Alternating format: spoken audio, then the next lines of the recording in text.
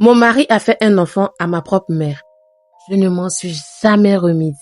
Je ne peux pas le croire jusqu'au jour d'aujourd'hui. Je m'appelle Clarisse, j'ai 32 ans.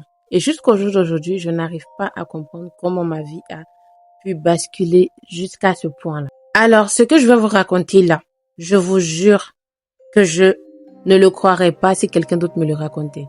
Mais aujourd'hui, je le crois parce que je l'ai vécu et je vais vous le raconter. J'ai rencontré Stéphane quand j'avais 23 ans. Il était très beau, travailleur, respectueux, le genre d'homme qui te regarde dans les yeux lorsqu'il parle.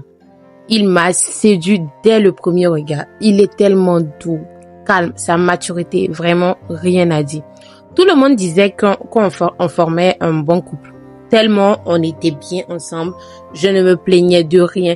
Quand il venait voir mes parents pour la dot, tout le monde était content. Ma mère était elle-même la plus heureuse du monde. Elle disait à tout le monde, ma fille a trouvé un bon mari et mon gendre est un bon homme.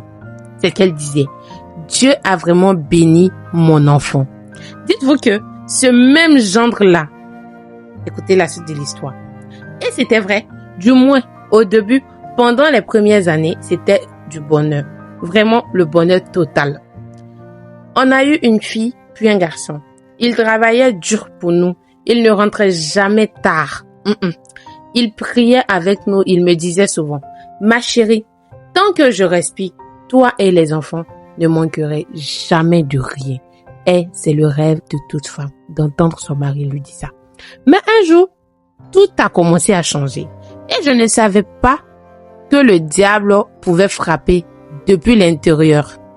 En 2029, ma mère est tombée malade, très très malade. Donc je l'ai ramenée chez nous pour qu'elle ne soit pas seule. Je travaillais beaucoup à l'époque. Alors c'est souvent elle qui restait avec les enfants pendant que Stéphane rentrait avant moi.